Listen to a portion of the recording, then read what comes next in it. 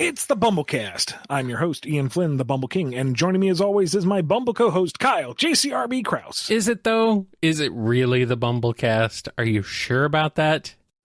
It's been so long. Let me check under the hood. Uh-huh. Yeah. Yeah? Do you know what you're looking at? Yeah, no, absolutely not. Okay, good. Just checking. So that's how you know this really is the BumbleKast. Indeed. How are you doing, sir? I'm doing all right. How about you? I'm doing good. We're ready for a lot of questions from our patrons over at patreon.com/BumbleKast, ko-fi.com/BumbleKast, and our YouTube members. It's going to be a packed episode, so I guess let's not waste any more time and just jump right on into it. Let's unpack it all. Indeed. Here's a question from All Peachy. What sea crimes did Sonic commit for every orca to attack him on sight? Or are the orcas just bloodthirsty on his planet? I don't know. Perhaps there is some long, misunderstood rite of passage amongst the orca. If you can catch the hedgehog, you can ascend to Whalevana or something. Blubbery and chrome. Look out, Sonic. It's a Morton Shamu. They do control all the water. Here's one from Andrew D. In regards to the upcoming Fang and Knuckles 30th anniversary comic, does this upcoming story take place before Sonic Superstars or after it? The Fang story happens before. As for the Knuckles one, I don't know. The Knuckles one takes place, yes. It takes place. Here's one from OzJam. Blue Scarab has chosen the blue blur. What haps? Like Sonic needs to be even more overpowered. This is Blue Beetle, right? I'm assuming so, yeah. I believe, yeah. And I'm not like super well versed in it, but basically, in addition to plot armor, he gets like super space magic armor and morphing abilities for melee and ranged attacks. And he has a sassy computer voice in his head, so, you know, it's like just about any 3D adventure. He's got somebody talking to him he can sass back to. So I guess the that's Sonic important. spin can now generate extra long spines. That Sonic speed can come with a Sonic cannon. He's a nightmare. A delightful nightmare, but a nightmare all the same. Yeah. So nothing's changed. The black markings that he would gain could be pretty sick looking, though. That might be a good look on him. That would be pretty cool, maybe. I'm down. Here's one from Batman69 Okay, a crossover might not have worked, but what if we get a Sonic Storybook Watchmen game?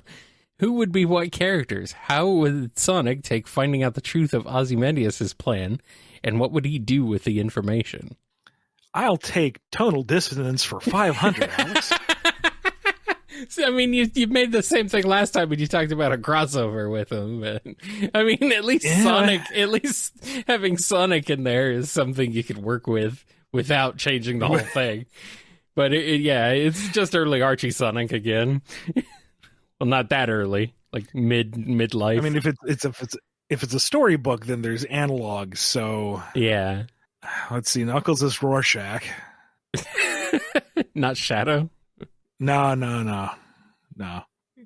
Shadow's is the comedian, so he can get tossed out the window saying, "This is what you wanted, isn't it, Maria?" I guess we have to go with Tails as Ozymandias, and you know what? Styx can be Bubastis. Does that mean like Amy or Blaze as a Silk Spectre? Maybe Amy. I suppose. I guess. Who's the original Silk? Who's the original Silk Spectre? Oh boy, Amy's mom, clearly. Or if we're not too concerned about bloodlines, then say Vanilla, because she's the only adult female we've got in this series. This is terrible. I don't know if we want to do. We do not want. This is no. Big as Dr. Manhattan. I'm tired of these people and looking for Froggy. I think I will make a Froggy of my own. I'm being told this is getting concerning. No, this What's is concerning is when Big starts to descend down those stairs. I think this was concerning from the start. Oh boy, Sonic is definitely 100% against the ends justify the means plan that Aussie Tails Dias has. Oh boy. I'm not gonna let you get away with this. Let me get away with it. I initiated this plan 30 minutes ago. Oh, so I still have time. Zoom, he's gone. Oh, this freaking why is this a thing? I guess he's 9 from Prime. Pretty much. I guess so. Instead of cold beans, you got Knuckles eating grapes, but still managed to go raunch. What do you see in this ink block test? A pretty Master Emerald. Yeah, that's all he sees. This one, another pretty Master Emerald. You can't keep doing this, Rorschnux. Rorschnux. You don't understand. I'm not trapped in here with you. You're trapped in with me. This is a therapy session. Still trapped. Okay. I'm glad this will never happen. Yes. Here's one from Ben R.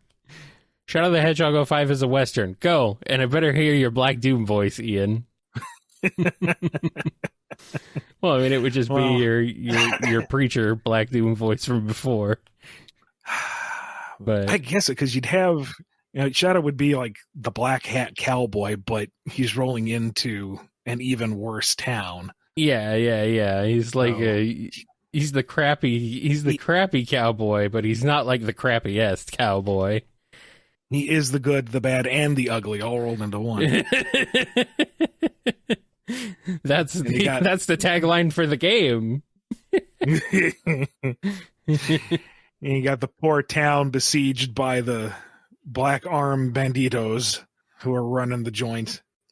And Black Doom.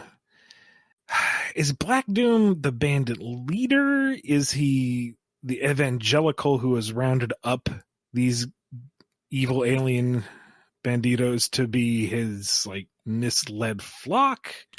Is he the businessman who's trying to run this little town into the ground so he could put a railroad through it?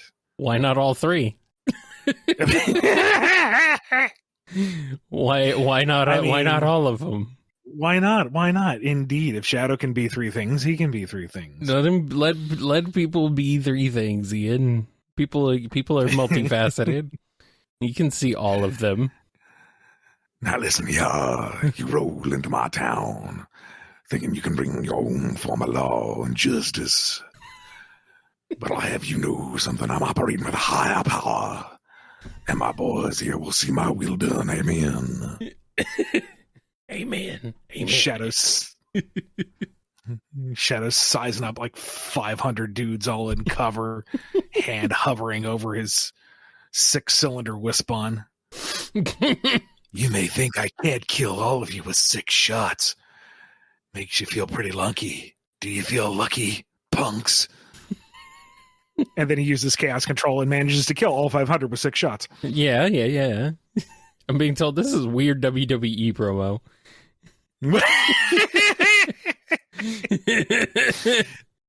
No, that's well, I mean, it's the same energy, sure. It's just different delivery.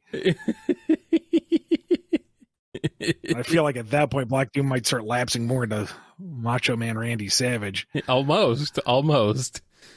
You call yourself the ultimate life form, but you're coming into my ring. Who's the giant spider robot? It's not a robot, it's just a giant spider. Oh. Well, whatever. It's big fine. old awful alien spider thingy. Yes. And then Nicolas Cage Superman Sonic shows up. Terrifying. Oh, this is even worse than the Watchmen thing. I know. Let's not do this. Let's instead do this one from Cool Christy 01. Is Surge the Tenrec and Kit hypnotized to be bad guys for Starline? Are they not who they appear to be? That is the endearing tragedy and mystery to them. Dun dun dun. Who are they really? Is there anything left of their original humanity? I don't know. We don't know. I don't know. They don't know. Nobody knows. Nobody knows. Except you, maybe, Ian. Maybe. I don't know. You might not have gotten that far yet. And I'll never tell. I know you won't. You and your Mr. Knowing smile over here. Here's one from El Technopada. Daedalic hires you to write a DLC story for the Gollum game or comic. What would you do? Well, unfortunately, Daedalic will not be hiring Ian because they no longer exist. But, you know, this is hypothetical. I only kind of passingly know about that dumpster fire. Was it like... Yeah. I know it was set pre-Lord of the Rings. Does it like end with him running into Bilbo or... I have no idea. Yeah, I don't know. If it has a hard connection to, I guess it would be The Hobbit, not Lord of the Rings. Like if the game ends with a kind of encountering Bilbo, I don't know. It'd just be an adaptation of their segment out of The Hobbit. You don't really have any room. I mean, I guess you could tell the story of after Hobbit when Sauron's forces kind of pull Gollum out of the hole he's in and torture him and then sick him on Frodo. It's not really much of a story, not much of a gameplay either. It's kind of like, hey, this thing that was mentioned in passing, here it is, spelled out for you in case you missed it. But there's not really a lot of room to embellish, which is part of the problem that the game had. Probably. It also didn't help that the game was a buggy, broken mess. But, you know, that's video games these days. What do you want? Them to actually fix and finish the game before they release it? You're crazy. What we want is the precious Gollum. We don't want that, actually. We don't. Apparently. Nobody wanted it. Wants it. We need it. Nope. Apparently we didn't. Your voice is getting... At the very least, I want another question. Okay, your voice is getting sent through the ringer today, by the way. Oof. Big oof. Here's one from Godzilla. It's time for a Sonic Showdown. In Corner A, it's the imposter duo of Surge the Tenrec, Kit the Fennec, and for some reason, let's call it a Genesis portal, Thrash the Devil. Their opponents in Corner B, the mythical weather-themed enforcers of the evil Lopan, Thunder, Rain, and Lightning. Danger, Water, Rising. Which Storm Trio comes out on top? Does this make Starline Surge and Kit's Lopan? How does Sonic help Jack Burton get his truck back? Get ready for some big trouble in Little Green Hill.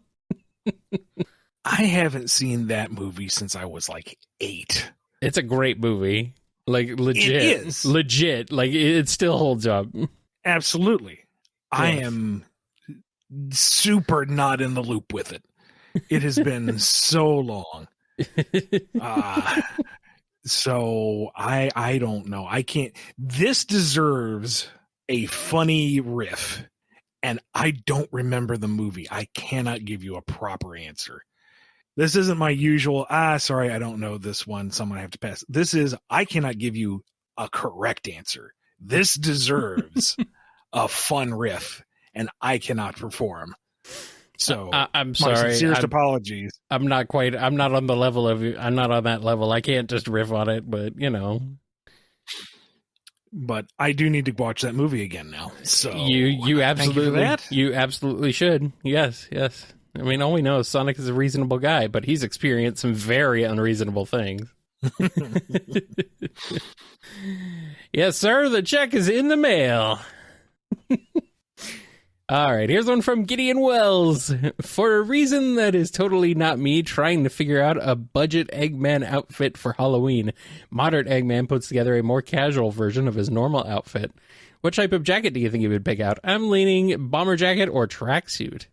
He does kind of have it's not a bomber jacket, but it is kind of a aviator jacket in his rider's outfit. Yeah. And I feel like he had a tracksuit in Sonic X. He had something I can't weird. think of it off the top of my head. Something like that. But, I mean, really, his standard coat is the hardest thing to come up with. You can do the pants by just getting like some waiter pants at your local like outdoor store. Yeah. Like, it's got the boots and everything right there. I just need the jacket to toss over it. It's a very funky jacket, though. You would need it like custom made. Although the cosplay scene, from my understanding, has a bit of a market of people just making outfits. You don't have to make it yourself. People have like full blown outfits you could probably order. You can just pre-order. You can just order it from somewhere, or you can just like commission it.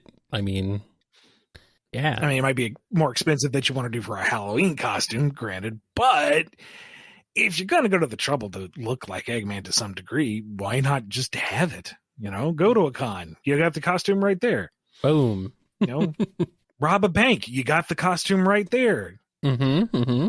Terrorize small children and animals. You got the costume right there. I am not endorsing any of these actions. I'm being funny. Please don't frighten children or rob small animals or any of that. Build deadly robots. You got the costume right there. The show does not endorse Bumble crime. Even though we call it Bumble crime. Weird.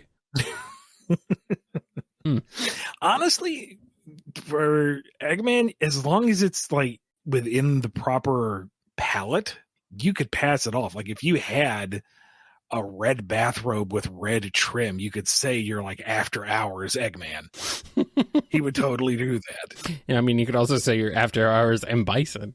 For him, it was Tuesday. I mean, there you go. Swap the mustache for the cap. You got a multi-use costume right there. Dang straight you do. Yes. All right, we got a question from Happy Times. Marvel and DC have a tendency of relaunching titles with new number ones to advertise a new jumping on point for readers and to boost sales.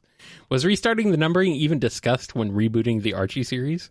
It's been a while, but I feel like we did have this conversation. I think there were a lot of conversations. I think you did mention that there was something about that, but you ultimately decided not to keep the record going, I guess. Yeah, I think that was one part of it. I think another part of it, too, was that we knew the transition was going to be very jarring for the fans. So to at least keep the numbering would give this sense of stability and continuation as best we could. Right. So I think those were the reasons. Again, it's been a while. Yeah. I remember something like that coming up that you mentioned before. All right, here's one from Hearts13. You know that Kintobor is backwards for Robotnik, and yet in the Archie comics, they made Dr. Robotnik's paternal family name Kintobor and his maternal family name Robotnik. This was always a peeve for me when I researched up the lore of Archie Sonic on fandom wikis and YouTube as a teen. Around the time you wrote for Archie Sonic, why did you never retcon the paternal family to have originally been Robotnik, but change it to Kintobor to not draw too much attention to themselves after that incident with Gerald on the Ark? Would have made more sense in context. Needlessly convoluted to a family tree that was already needlessly convoluted. You're telling me an Archie Sonic family tree is convoluted? No. No. I mean, yeah, Kintobor and Robotnik are the same thing. It's backwards, but there's surnames out there that are derivative of each other. It's not that big of a logical leap. No, it's not. And say that, Julian rejected one side of his family and took on the aspects of the other. Nice and straightforward. Easy. If that doesn't work for you, sorry. So it goes. That's why they invented headcanons. Dun, dun, dun, dun. Here's a question from Hero Squad. What would happen if Surge isn't having hallucinations of Starline, but of good old goddammit Nappa instead? Why not put Nappaline? Why not put Nappaline as an alternative? Surge! You should run really fast and then electrocute that hedgehog. You're really funny. Also, go back and get my body! The whole thing. Just the whole time. That's all he's saying. And the really funny thing is, this is Dr. Starline's natural voice. No, it's not. What are you talking about? Of course it is. I invented the tricore. No. It's not true. I don't believe it. No.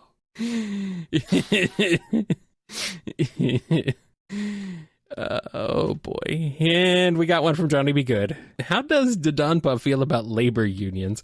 I hope his leopard skin cape is imitation and not a trophy from the last time somebody tried to form one at Dodonpa Motors.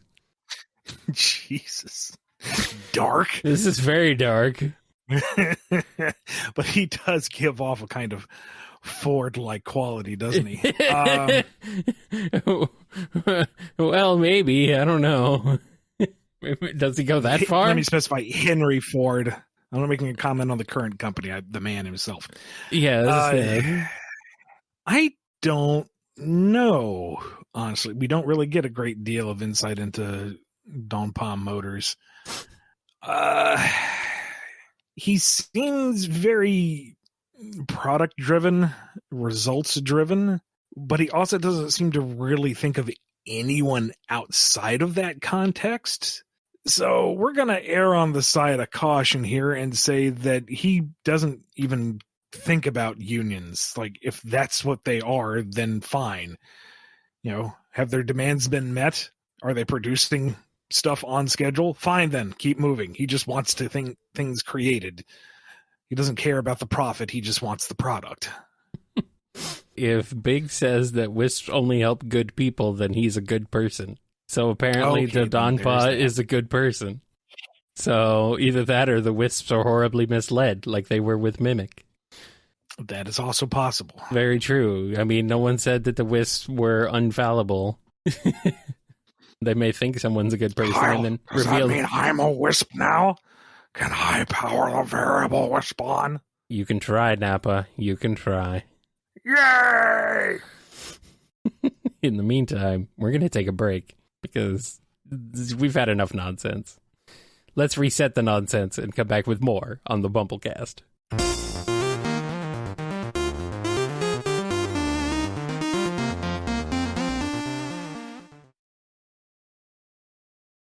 We're back. We got this one from Kazzy.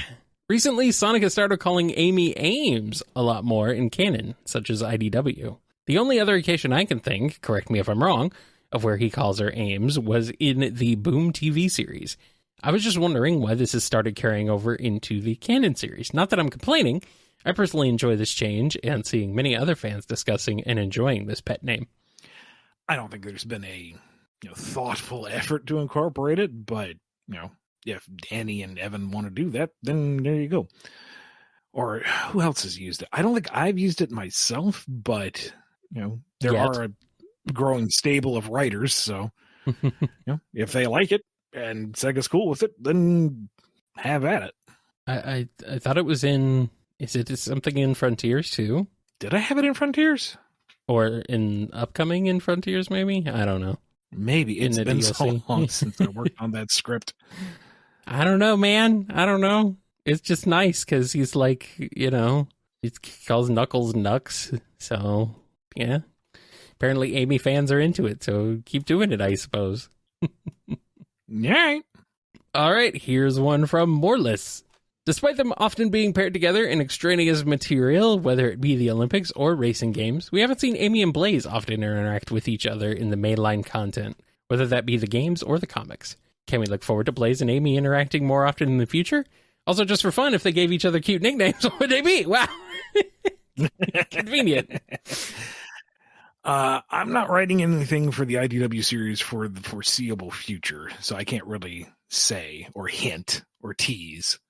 For nicknames, I don't know. Blaze doesn't strike me as the type to give or use nicknames. Even when she manages to be casual, she's still going to be a little formal, a little direct. Amy doesn't really use nicknames either, does she? No. I mean, she's casual and breezy enough to do so, but she doesn't tend to. That doesn't tend to be many. Like, nicknames tend to be kind of... They don't tend to be used very often. I mean, maybe she calls Blaze hot stuff. Oh, Lord. That happens, and you know what the internet's going to do for the next week. I mean, that's fine. I'm here for it. Blazamy fans unite. I'm ready. We'll get another sponsored BumbleKast Mini AMES. asking about them as appearing. AMES. See, I'm Blamey. angry about that one. That's fine. I'm okay with it. I can talk about Blaze and Amy. That's fine. Sounds good to me. Blame the Blamey fans? No, I don't blame them. Yeah, right. We got one from Mixiger17. Starline's been isekai'd into someone's Eggline fanfic of varying quality, but there's a catch. It's a fanfic where Eggman chooses to stay as Mr. Tinker, and Starline not only accepts this for some reason, deciding he'd rather stay with him, Tinker also lets him, eventually leading to them being a happy family of 5 of him, Tinker, Belle, repurposed and reprogrammed Metal Sonic, and Sage. Don't ask how she got there or why she still got made. It's a fluffy fan fiction world that's supposed to make you feel good. Does he attempt a kill and replace out of jealousy that goes poorly? An attempt to fix Tinker regardless, which ends in his death and subsequent isekaiing? Or does he refuse to dignify this universe with any sort of attempt on his part and find the funnest way to nope out? Dark. So, in summation, Starline is isekai'd into a fluffy Eggman / Starline fanfic. Yeah. Presumably overwriting the gentler and more compassionate Starline. Yes. And he's not going to accept a quiet, mundane life. He's going to be mad that his alter self did at any point. It's not just back to square one. He has lost ground. Mm-hmm. At least in some of these other ones, Eggman is still freaking Eggman. So, no. He would find ways to try to undermine and get Tinker back into his old egg headspace. That would include rearming Metal Sonic and, I don't know, perhaps corrupting Sage. Don't you think he would be happier conquering the world like in his old days? Mm-hmm. Trust me, I know him better than you do. You've only been up for like 12 cycles. I'm just wondering where Orbot and Cubot are. They're just continually sweeping up the abandoned egg base. That's all I can think of, is they're just over there. It's like, aw. Forgotten again. Try to corrupt Belle, but it's not going to work. No. Maybe he has Sage forcibly take over Belle. Oh. Delete whatever programming is in the little puppet. Oh, no. And then Mr. Tinker realizes that Starline has done everything to destroy the happy little family and peace that they found together, so he's going to listen to that little quiet voice in the back of his head that he normally ignores, and Starline gets isekai'd into his next life. Mm-hmm, mm-hmm. He does not become a plushie this time. Not this time. Here we go. We got a question from Noni. If the term spaghetti western is used for a number of films known for either being filmed in Italy or have Italian directors, writers, and producers, would it be fair to call projects or series that originated in Japan but have been largely influenced by more Western media or works largely by either Americans or Europeans chili dog shonen? I feel like this is... Whatever I say is going to come across as inherently racist. I don't know if I want to answer this. I hate this. I hate this. I get where the joke is coming from. But I get it. I think we're dancing on a line. I understand. I think this question speaks for itself. I don't know if we need to answer it, honestly. Also, is chili dog really a European thing? I don't know. I'm not a peon. You're a peon. I mean, this also... This also implies that, one, American and European cultures are interchangeable, and two, Europe is one singular culture. There is no way to approach this without pissing off everybody. So no, my answer is no. I mean, America's not even like one singular culture, really. You not really, it gets boiled down to that a lot, but it's not. But that's okay. I think this is what Noni wanted. This is the answer Noni wanted. This is where Noni wanted us to be. Noni just wanted us to Noni just wanted chaos. Noni's the one who uses magnifying lenses on ants. Aren't you? Aren't you? Noni wants us to suffer again. Oh, no. Noni says that they are arming the ants with magnifying glasses. Ah, I see. Oh, boy.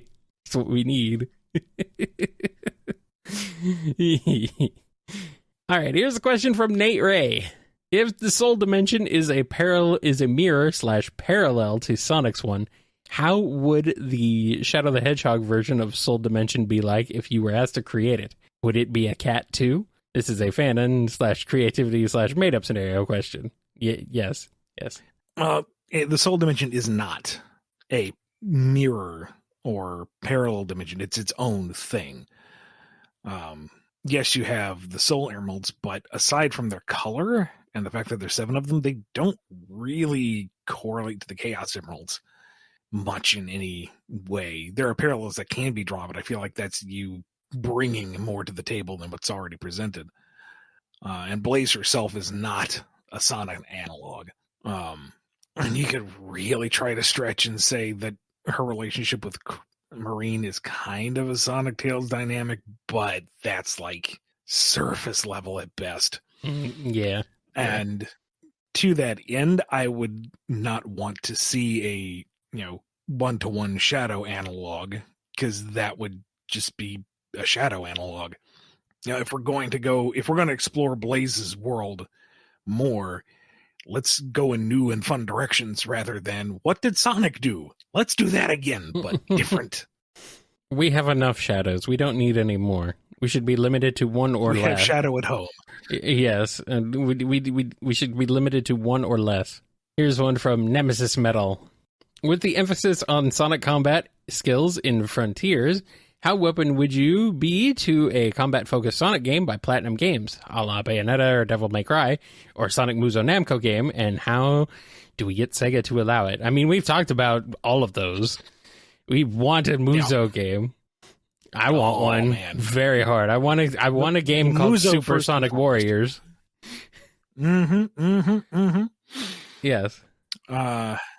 And you get that by, I don't know, contacting the Sonic social team. Say that this is what you want. Do fan art of stuff along that line. Make your own fan game and get a lot of attention on it so that they can go, hey, look, people are doing this in their own free time. Clearly there's a market for it. We need to jump on this. The biggest issue for real is there's only so much money and so much production pipeline to be had.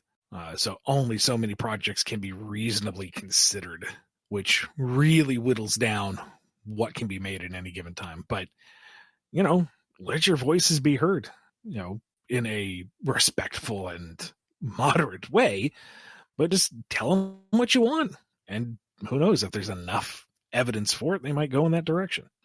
I'm ready. I am ready. Also, I think you meant not Namco Nemesis Metal, but Tecmo, but that's okay. We know what you meant. Here's one from Ninemiun. Uh-oh, Ian. Sega's asked for a special rom-com Valentine's issue called Everybody Loves Shadow.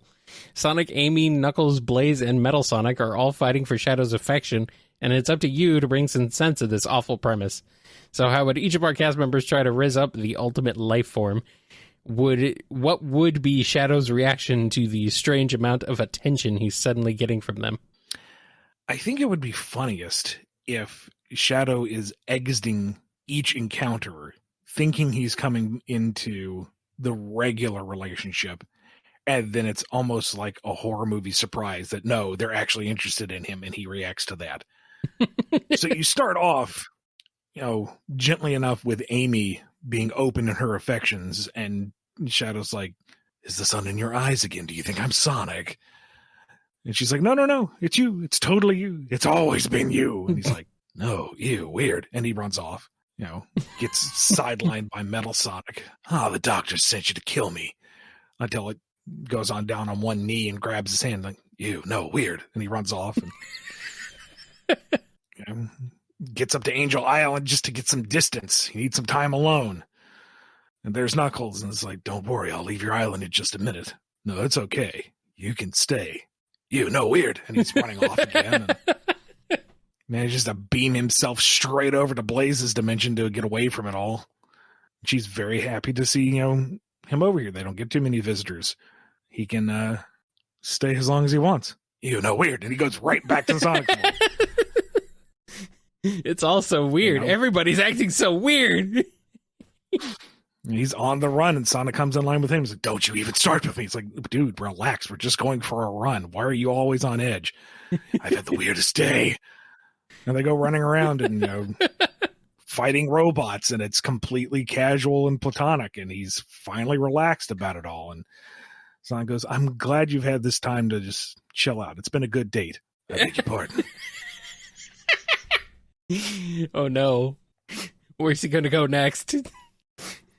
Does he launch himself into space?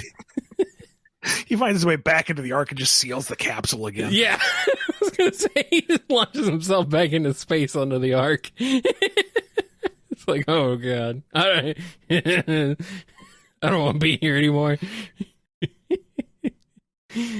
Oh boy. So weird. This episode is so weird, Ian. I don't know if you've noticed that. It's been a fun one. It is a weird episode. Well, at least we got this question here from Scurvy Pirate Dog. Ian, when it comes to writing Sonic, you said in the past that you're someone who wants to play with all the toys. So with that in mind, I'm curious. Sega gives you permission to use any elements from Sonic Prime and Sonic Superstars. Characters, places, objects, anything that appears in these two products are free for you to use. So, what elements from each product would you like to write the most, and why? I don't really want to weigh into it right now because neither project is out or 100% out, and that risks spoilers. The safest thing I can say is I am looking forward to future opportunities with Trip. And I'll just leave it at that. Oh boy. Time to trip. We're tripping hedgehogs over here. Trip wholesome? I don't know. Trip time. Let's trip into this next question from Spoiler 1001. If Scourge and Starline ever fought, would there be a winner, or would their narrative predestined nature to lose kind of lock them in an eternal battle? What happens when the evil jobber loser fights the evil jobber loser?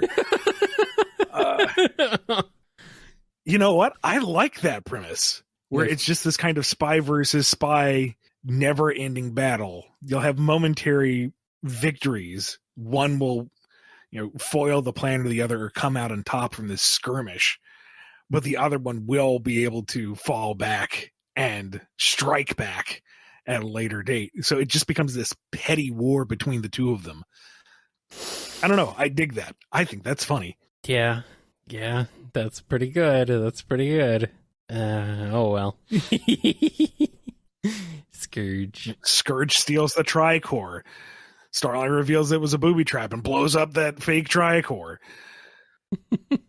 Scourge uses super speed to take the mid-exploding tricore, throw it back at Starline. Just a comedy of errors. Just constant. Just never ends. Oh boy, this is the isekai that goes on forever. And then Surge is the gray spy. And then everyone stops because they don't want to hurt Shadow, because they all want to be with Shadow. Weird. No, weird, go.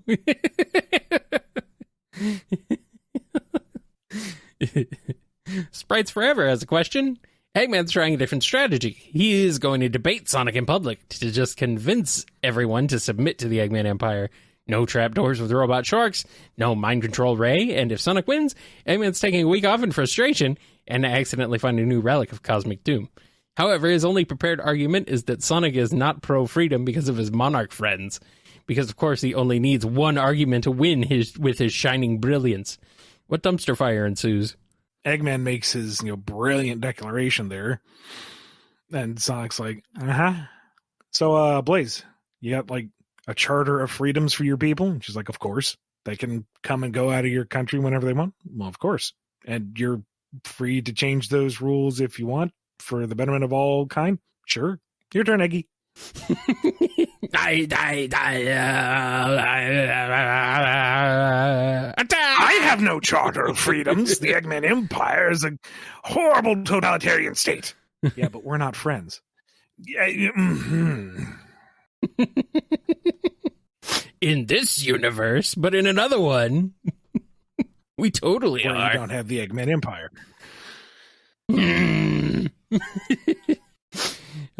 He takes a week off.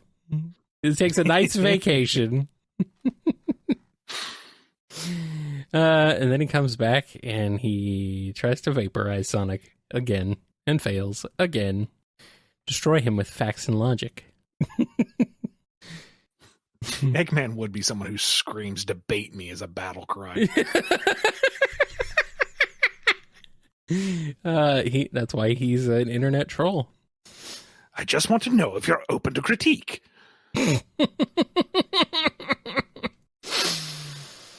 That never goes well.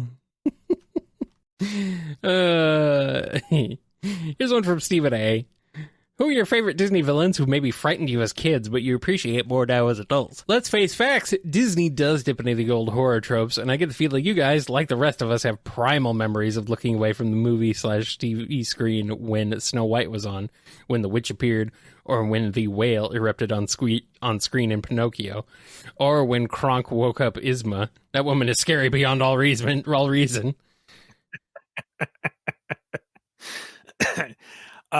Yeah, Monstro, that sequence remains intense. Yeah. Honestly, a lot of Pinocchio is like the transformation into the donkey, the coachman himself, when they're just talking over booze and cigars, and it's like, oh, they don't come back as boys. It's like, Jesus Christ. Trying to think of stuff that actually spooked me, though, because I was very easy to spook as a small child, but I'm trying to think of Disney stuff specifically. Yeah, I'm trying to remember. Maleficent is kind of terrifying, to be fair. I never saw Sleeping Beauty as a kid, but yeah, and there's definitely something about the Black Cauldron in general that's just weird. But I never saw that as a kid, but I do remember that the ad for it on the VHS scared me as a kid, so Mom had to fast forward it. Yeah, I'm just trying to think of if Cruella was actually ever scary to me. I don't know, because I loved 101 Dalmatians, but she's not very she's crazy, but she's more of a funny character than a villainous, a monstrous character. Last sequence when she's driving after the dogs and her eyes are all crazy and her hair's doing that Medusa sway thing. Well, yeah. That's a trifle unsettling. That is weird. Yeah, that's a little scary, but I can't. The bad guy in Oliver and Company, he was a tonal shift and a half. Yeah. I didn't think Hades was very scary. Oh, not at all. I'd rather hang out with him than anybody else in that movie, to be honest. Captain Hook was not scary. No, Captain Hook was delightful. Scar was also delightful. He could be scary, though, but not they didn't really go overboard on that. No. Not like Maleficent, no. Honestly, most of what I remember from the Disney movies, as far as I can go back, the villains were just the best part. McLeod Shadow Rescuers Down Under, Ursula, Jafar, Gaston. They weren't scary. They were just fun. Evil, but fun. Jafar was a little scary as a snake, maybe, as a kid. I think the Cave of Wonders might have been scarier, though. Yeah.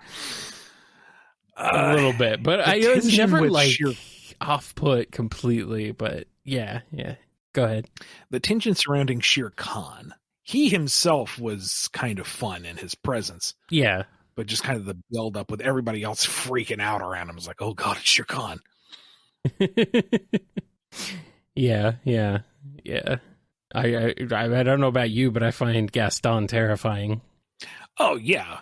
In a social construct. He's absolutely terrifying, along with the society that supports him. But No, I'm kind of kidding about that. But also, yes. he has one of the best musical numbers in the whole movie, and that's saying something. It's true. What about Chick Hicks? No one likes cars. I see how it is. Oh God, it's been so long since I saw that. You don't even remember he was the villain in that? I mean, like, barely. Oh. You're like, who's Chick Hicks? Robin Hood wasn't very scary. No. Well, I say that, but when the executioner is walking up and the drums are rolling and people are freaking out, that did upset me as a kid. I do remember that now, yeah. Oh boy. Anyway, I think that's enough. Wildcard717 has a question. Crystal from Starbucks, Alopex from TMNT, Zoe from Sonic Boom, and Diane Foxington from The Bad Guys form the bilingual international group of underutilized and underappreciated female foxes, or the Big Oof. What do they talk about and try to change? And did I just burn a question to make a Big Oof joke? I mean, maybe. You know what? Full accolades for committing to the bit. It's very impressive that you managed to pull that off. Now, I'm not familiar with Diane, but the others, I don't know, maybe voice their frustrations with the other characters in their lives and how they wish things could maybe be a little more direct. Yeah, I suppose. I don't really have a lot to say on this either. Not really. Zoe just seemed to be kind of go with the flow, casual. Alopex, I don't know where Alopex is in terms of headspace. It's been a long time. I need to get caught up on my TMNT. And Crystal... Crystal's cool. She don't need no man. Depends on what era of Star Fox we're talking about, but you know what? That is a whole other discussion to be had, and I don't want to go in there right now. Yeah, pretty much. One last question on this episode comes to us courtesy of Zach D. Good news, Ian! Sega is magically able to resolve all rights issues and is asking you to implement everyone's favorite Freedom Fighter team in IDW. That's right, the Down Under Freedom Fighters. How would you go about introducing them to the IDW comic books? What type of personality would you give each member? Of all groups to bring back, the one with bivalve has to be the one.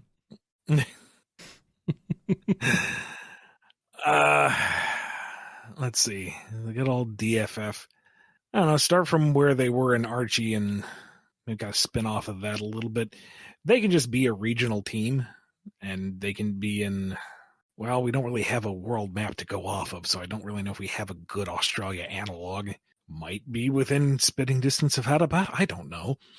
They're just, a group of friends who hang out and take care of the local community, and whenever that Drongo Eggman shows up, they stop him. or maybe put them on Blaze's world. They're from the same region Marine is from. There you go. Yeah, maybe that works better. And she doesn't like hanging out with them. Nope. They're weird. She left for a reason. Bunch of weirdos. But I don't know. I think Bolt just being generally unflappably affable could be kind of fun. Just kind of casual and friendly and neighborly and very slow to anger or to get a rise out of him.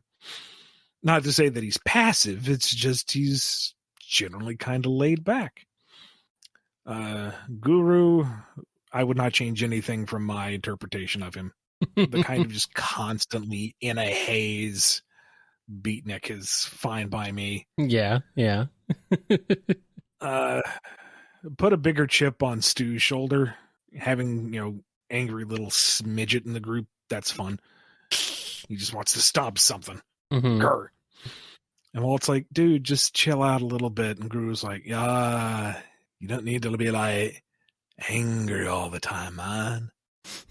Barbie, man, that's a minefield of old characterization.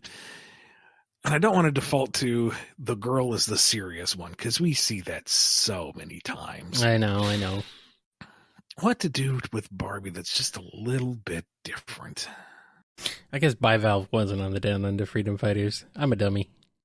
I was just thinking. I thought you were saying that the team that everyone's back would be the 40 Fathoms. I thought that was the joke you were making. No, I wasn't making a joke. I'm just dumb. No worries. No worries. Man. I'm just thinking, I guess because they were both introduced in the Tales miniseries, so I get them like mixed up sometimes. Bobby's a bogan.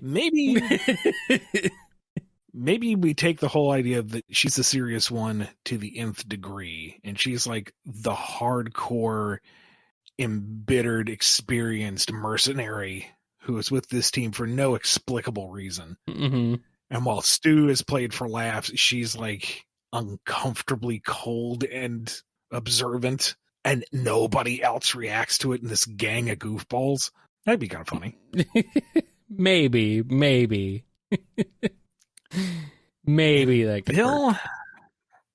Bill didn't really have a personality until we gave him the divided allegiance, the double agent angle. Bill. So what do you do with Bill in that regard? I don't know. We'd have to reinvent Bill from the ground up. I mean, he's a platypus. Just kill him off and isekai him into the other dimensions. It's fine. There we go. Bill is like the good Starline in the group. All right. So he's the tech guy. He's the gadget. He's the tech guy. He's the inventor guy. He's coming up with stuff for the group, and they're like, "Yeah, that's nice. We don't really fight that much. We do more patrols. We're kind of like mall cops." It's like, no. Look, it's a boomerang. It's a nice pun there, mate. It doesn't actually hit anybody, does it? Well, it's a bomb. Yes. Well, it's a boomerang. It would come right back to me. Well, Didn't think that one through. There we go. He's the well-meaning, if somewhat ineffectual, good Starline of the group. There we go. That works. What a nice note to end on. That's going to wrap us up for this BumbleKast. Thank you again to all our patrons over at patreon.com/BumbleKast, Ko-fi.com/BumbleKast, and our YouTube members for supporting the show. Be good to yourselves, be good to each other, and we will see you next time on another BumbleKast. See you when we see you. It's time for a Sonic Showdown. In corner A is the imposter duo of Serge the Chenrek, Restart. Take two. Wisp don't understand violations of workers' rights. What's an OSHA? OSHA. You've been listening to the BumbleKast, a co-production of Bumble King Comics and the KNGI Network. Original theme music composed by Ken Coda Snyder. Remixed intro by T-Lopes. Find out more information, along with podcast feeder links, MP3 downloads, and more at bumbleking.com and kngi.org.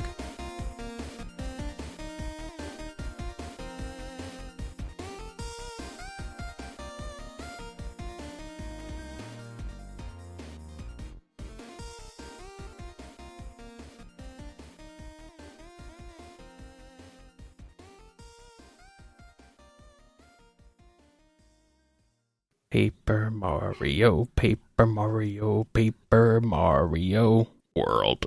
No. You're not gonna stop me. This is your new life now.